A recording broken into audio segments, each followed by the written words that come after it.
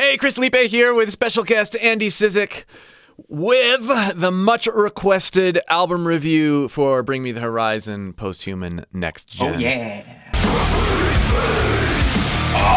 Suffer in peace! Suffer in peace! Fuck, dude. Yeah, that brings me back, man. It really does. We have our top moments. I don't know what Andy's are, and Andy doesn't know what mine are. You go first. It's from the song A Bullet with My Name on it. This one features Under Oath, not just one member, but Under Oath, the band.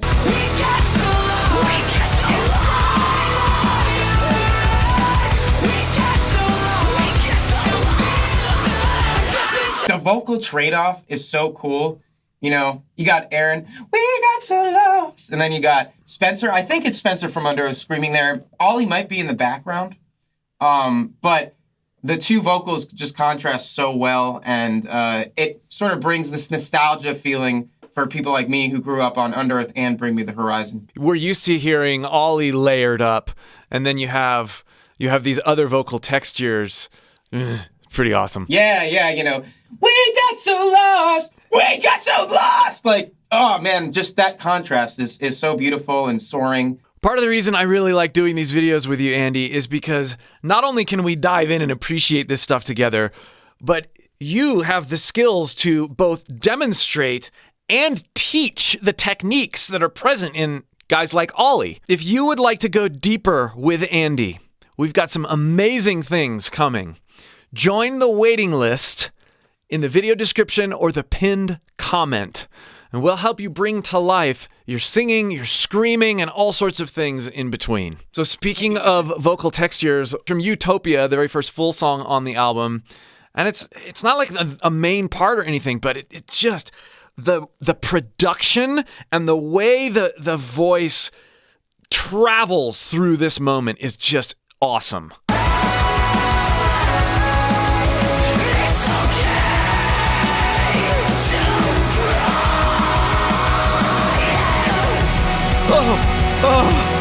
Wow. Goosebumps, man. I got him. You've got these subdued vocals, and then his screams come in over the top and just roast this section.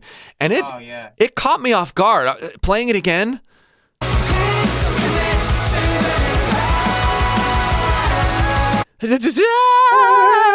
Like that. Oh, it's so sick. And then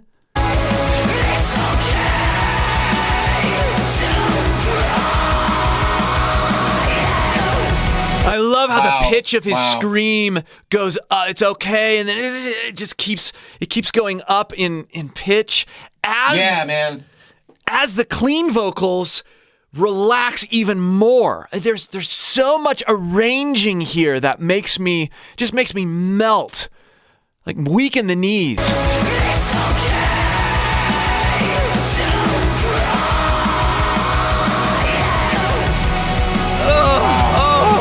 And the fact that he's saying it's okay to cry.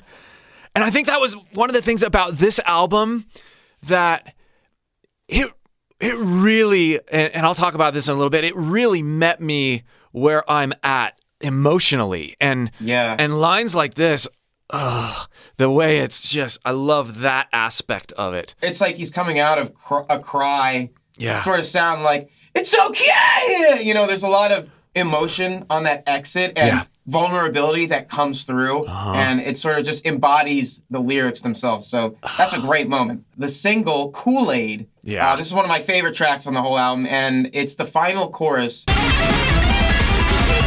Can we just talk about that awesome guitar solo too? Oh, I mean, my face melts.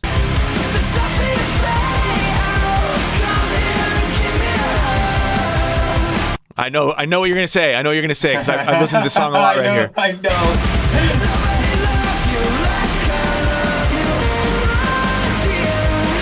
Like everywhere else, it's like that. Oh my dear. There's this like tenderness to it where you think it's gonna be just blowing up, and then.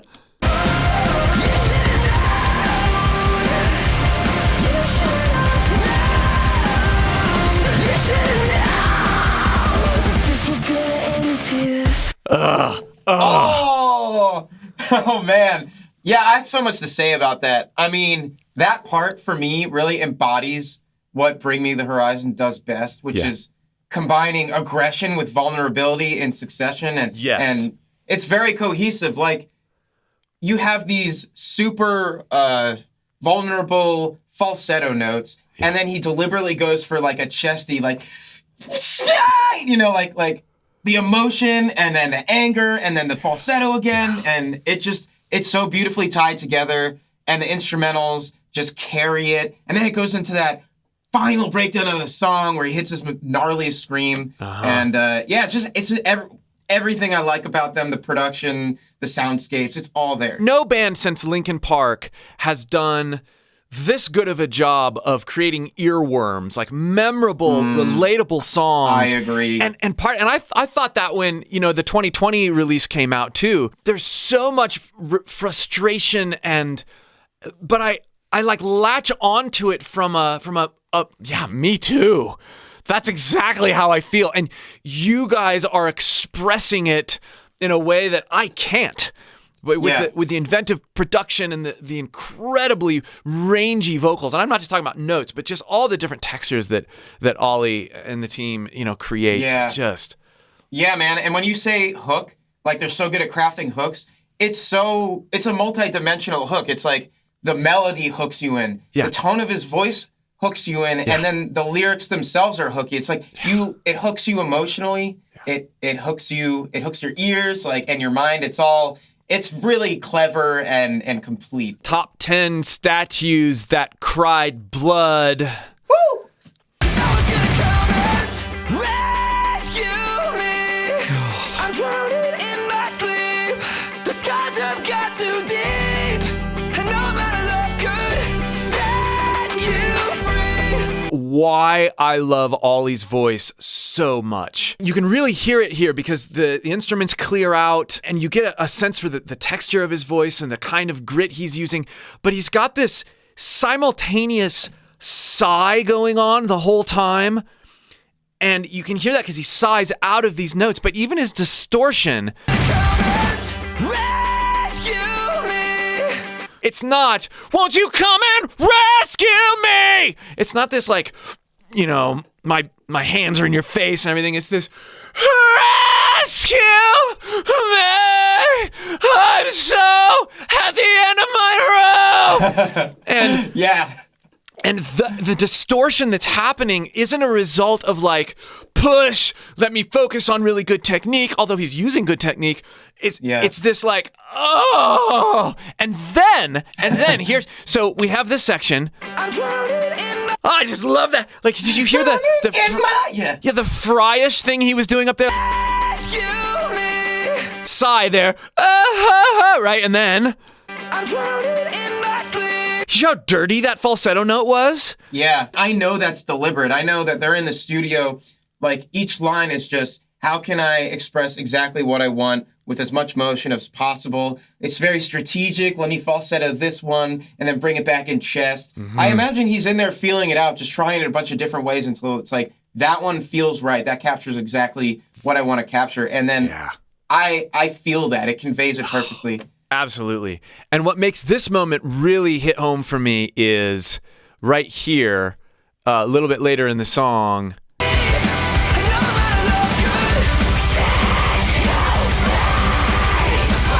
Right there. Set you free. Listening again. Dude, oh my God.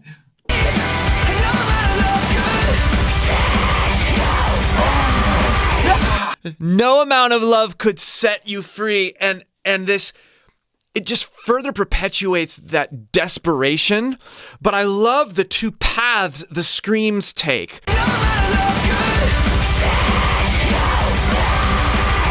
We have the very false chord, lower engagement, high shape, right? And then we have the singing, and then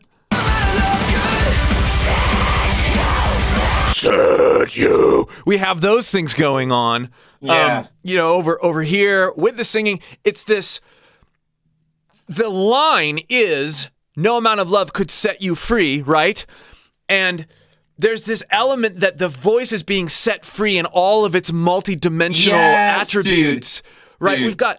got three different techniques or three different things going on at the same time, and no amount of love could set you free. And then I feel this sense of being set free. Whenever Bring Me the Horizon does something, they don't half-ass it or like tiptoe around it. They lean all the way into it. Like, they're in the chorus, right? The most catchy melodic part of the song. And at that point, he's literally going, fuck it. Yeah. I'm gonna scream all the way. Like, you can tell that this is a band that's been doing it for a long time. Yeah. And they have tried so much and become comfortable with themselves so much. He's just got so much in the chamber, so much he knows he can do with his voice, and he lets it all come out. I mean, I can't stress enough how cool it is. It takes you off guard. Like, it's a ballsy move, man. Yeah, you know, it's the opposite of safe. He's going, screw it, full on. Like, that's not just like a metalcore active rock. Like, yeah, you know, it's like, like he's putting a fucking metal scream in that chorus in place of the melody, and they're not afraid to do that, and that's, I think, what makes them so long-term memorable, and it builds such a legacy because they take risks and they go for it. The song Limousine.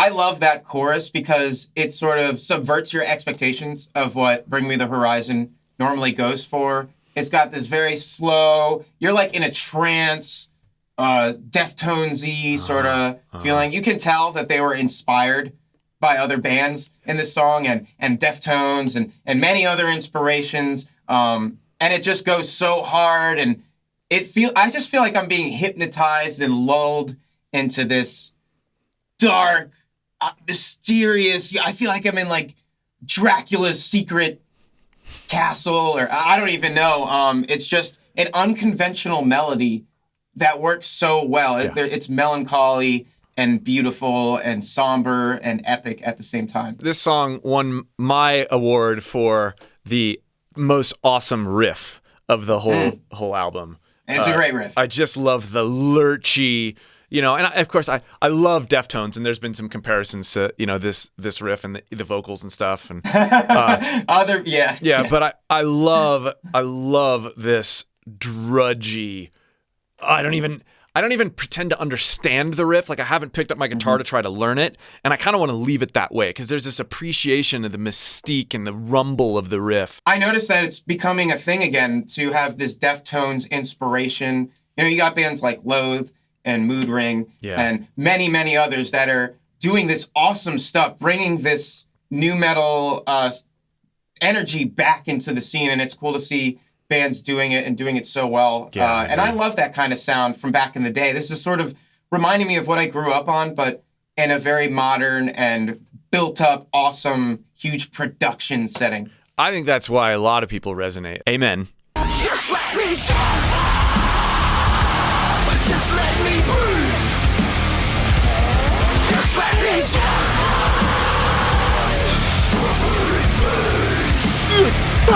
The orchestra of screams and angst. Just let me suffer! Yeah, just let me suffer! Wow. Right. You know, it goes so hard, it ramps up that aggression, and then it smacks you in the face with it. Just let me breathe! That's like a Turnstile influence, I swear. Just let me breathe! There's roots of punk and hardcore, and he's giving it that, he's got that dog in him, you know what I mean? Yeah.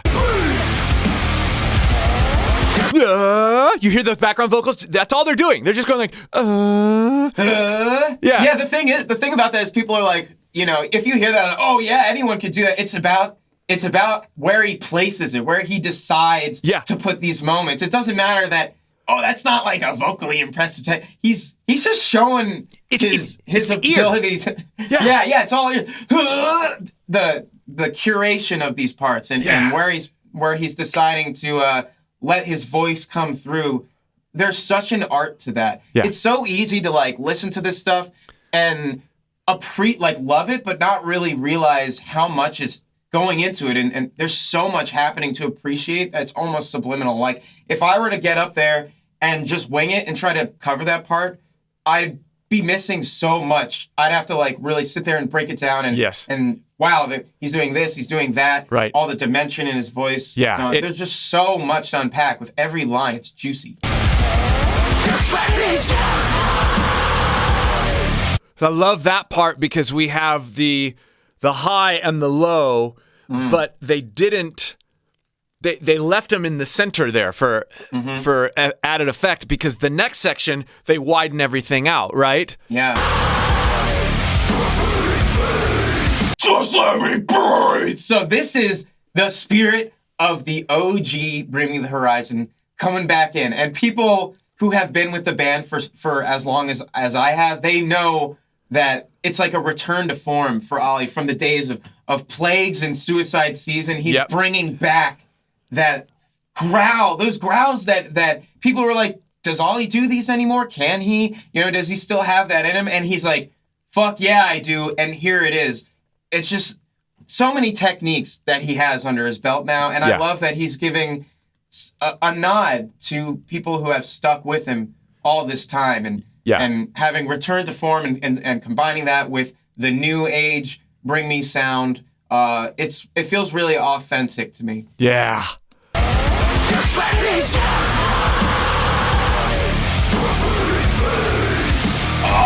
Suffer in peace. Suffer in peace. Fuck, dude. Yeah, that brings me back, man. It really does.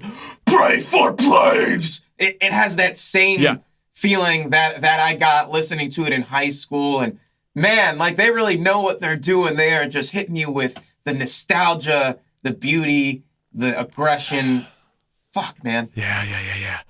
I'm about to lose control, falling from grace. And then the cracks he's got on his voice there, I'm about to lose control! And he is like physically losing control with his voice.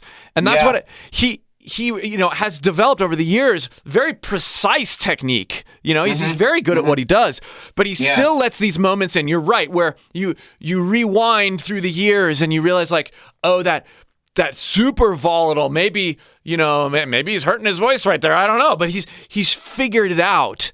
And these moments right here remind us like, oh yeah, that's Ollie. I'm about to lose control. You can't even replicate it because it's so him. It's so him. Yeah. It's so individualized. It's his identity. It's that signature controlled chaos that he is a master of conveying. I mean, when you hear Ollie Sykes, it's him. There's no mistaking him for any other vocalist. He is so authentically himself, and he knows it, and everybody knows it, and he's wearing it loud and proud. This took me on a journey, man.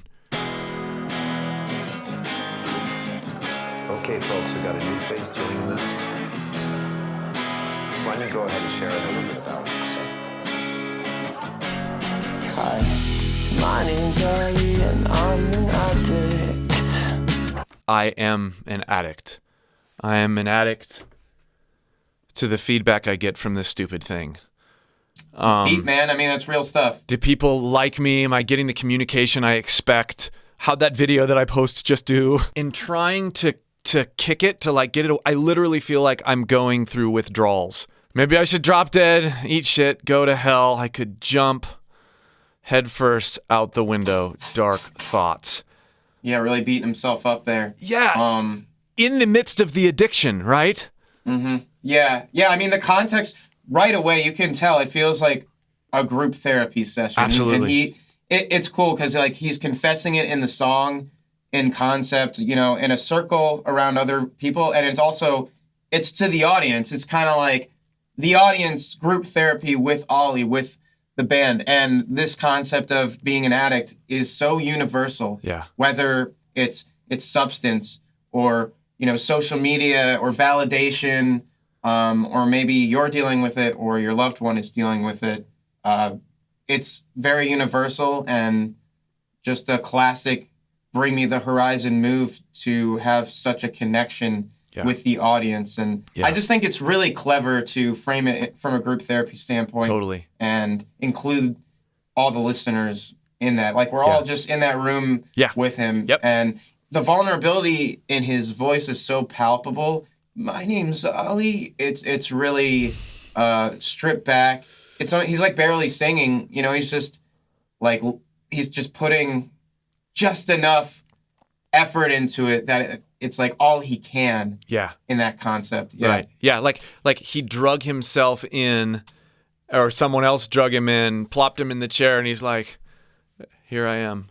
Here I am." Yeah. At your lowest point, at rock bottom, like, all right, I'm admitting this, and this is the unadulterated truth. But I think that's what great songwriters do. Great vocalists is they say things on your behalf in a way that you feel like you're saying them too. I don't even know how to say that any better. If you with a lot of people, if you struggle with expressing your emotions and accurately communicating what's in your head, you can't find the words. Bring Me is there to help you connect and get that out and sort of channel it and live through them. And I could write an essay about all the elements that Bring Me has that make up that complete puzzle.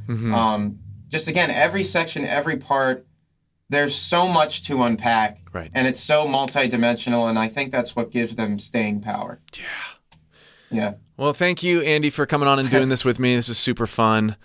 Absolutely, anytime.